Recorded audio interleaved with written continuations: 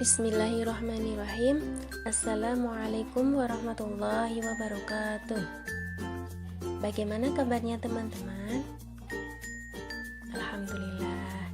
Semoga semua senantiasa berada dalam lindungan Allah Subhanahu wa Ta'ala. Tetap semangat untuk menebar manfaat ya kawan. Oke. Baiklah, pada kesempatan kali ini kita akan belajar mengenai kisah Nabi yang sangat kita idolakan, Nabi yang sangat-sangat mulia, dan Nabi yang paling dicintai oleh semua umat muslim. Kira-kira Nabi siapa ya? Ada yang tahu? Yap, benar sekali. Hari ini kita akan belajar mengenai kisah Muhammad adalah teladanku. Pastinya kalian semua sudah mengenal ya sosok beliau, karena beliau adalah seorang yang memiliki kesabaran yang sangat luar biasa dalam setiap dakwahnya. Karena itulah Muhammad SAW patut dijadikan suri tauladan atau contoh bagi kita semua. Kira-kira contoh apa ya yang bisa kita amalkan dalam hidup kita? Nah, sebelum ke materi, marilah terlebih dahulu kita simak video berikut ini ya. Pada saat pemugaran Ka'bah, 4 kabilah Quraisy bertikai. Mereka berselisih menentukan kabilah mana yang berhak meletakkan Hajar Aswad. Setiap kabilah merasa lebih mulia dan lebih berhak melakukan seremoni bergengsi ini. Tak kunjung disepakati, 4 kabilah ini nyaris bentrok angkat senjata. Muhammad muda kembali menunjukkan kepiawannya dalam mendamaikan pertikaian. Muhammad menawarkan solusi cerdas. Beliau melepas sorban dan menghamparkannya di tanah. Kemudian Rasulullah meletakkan Hajar Aswad di atas hamparan sorban, lalu mempersilahkan para tokoh kabilah di Mekah untuk memegang ujung sorban dan mengangkat Hajar Aswad bersama-sama ke tempatnya semula. Sebuah win-win solution yang cerdas dan damai. Mendamaikan juga adalah salah satu bentuk sedekah, seperti sabda Nabi dalam hadis yang diterima oleh Abu Hurairah ini. Abu Hurairah radhiyallahu anhu berkata, Rasulullah shallallahu alaihi wasallam bersabda, setiap ruas tulang tubuh manusia wajib dikeluarkan sedekahnya setiap hari ketika matahari terbit. Mendamaikan secara adil 2 orang yang bertikai adalah sedekah.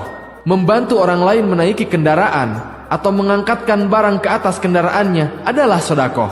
Kata-kata baik adalah sedekah. Tiap-tiap langkah untuk mengerjakan sholat di masjid adalah sedekah, dan menyingkirkan duri dari jalan adalah sedekah. Hadis riwayat Bukhari dan Muslim. Sebaliknya, orang yang merusak perdamaian dan terlibat permusuhan mendapat ancaman tidak akan masuk surga. Pintu-pintu surga dibuka setiap hari Senin dan Kamis.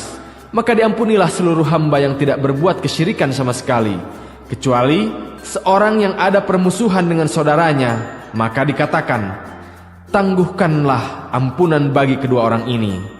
Tundalah ampunan bagi kedua orang ini hingga mereka berdua berdamai. Ini hadis riwayat Muslim. Oke, dari video yang telah kita saksikan tadi, kita bisa simpulkan ya bahwa Nabi Muhammad itu adalah merupakan seorang pedagang yang sangat jujur. Bahkan kejujurannya sudah menyebar kemana-mana. Dan karena itulah beliau mendapatkan gelar Al-Amin atau seseorang yang dapat dipercaya. Baiklah, pada kesempatan kali ini kita akan belajar mengenai perilaku jujur. Nah, di sini kita akan belajar dari segi pengertian, kemudian pembagian sifat jujur, lalu sifat jujur dan al-amin, dan yang terakhir adalah contoh serta manfaat dari perilaku jujur. Nah, jujur. Ada yang tahu jujur itu apa? Pengertian dari jujur itu apa? Nah, di sini jujur itu bermakna dari 2 segi. Yang pertama berasal dari bahasa Arab as-sidqu atau sidik yang artinya nyata, benar atau berkata benar. Nah, lawannya dari kata jujur ini adalah dusta atau bohong. Al-kadzib atau bahasa Jawanya seneng ngapusi ya. Oke. Nah, sedangkan dari segi istilah, jujur ini adalah merupakan sikap yang tulus dalam melaksanakan sesuatu yang diamanatkan, baik itu berupa harta maupun tanggung jawab. Maksudnya apa sih Ustazah? Nah, maksudnya misalkan kalian dimintai tolong oleh mama untuk pergi ke warung membeli sabun cuci ya. Kemudian kalian dikasih uang oleh mama sebanyak 5.000. Lalu kamu pergi ke warung dan membeli sabun cuci tersebut. Nah, harga dari sabun cuci itu cuma 1.000. Nah, kamu juga harus mengembalikan uang kembaliannya tersebut kepada mama kamu ya. Jangan malah bilang sama mama uangnya pas ndak ada kembalian. Nah, jangan seperti itu ya teman-teman. Kemudian selanjutnya adalah orang yang melaksanakan amanah itu disebut al-amin, yaitu orang yang terpercaya atau dapat dipercaya, jujur dan setia. Nah, dinamakan al-amin itu karena apa? Ya karena segala sesuatu yang diamanatkan kepadanya menjadi aman dan terjamin dari segala bentuk gangguan. Selanjutnya adalah mengenai macam-macam jujur. Di sini jujur dibagi menjadi 3, yaitu jujur dalam niat atau berkehendak. Yang kedua, jujur dalam perbuatan atau amalia. Dan yang ketiga, jujur dalam perkataan atau lisan. Kemudian untuk selanjutnya adalah contoh dari perilaku jujur. Misalkan kalian sedang mengikuti ulangan mata pelajaran di kelas, dan secara jujur kalian mengerjakan ulangannya sendiri tanpa perlu mencontek buku atau mencontek teman di sebelahnya. Harus percaya diri dengan jawabannya sendiri.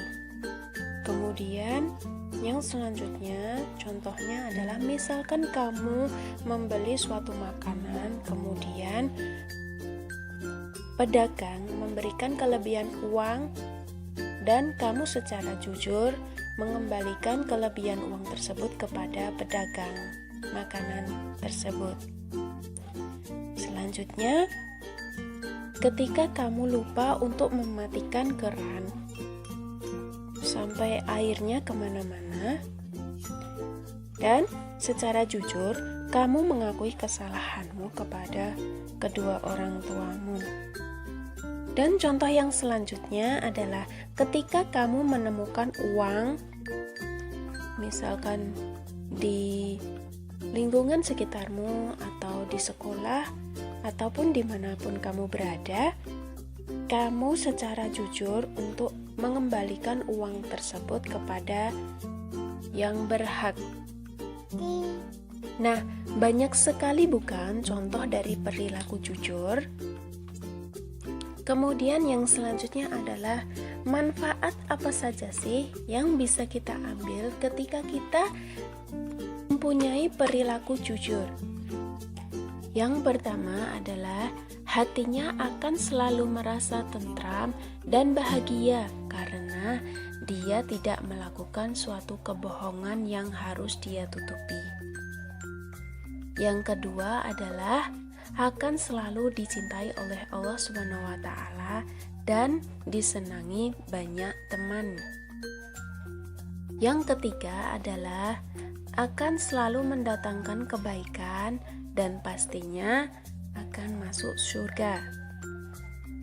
Demikian tadi manfaat dari perilaku jujur.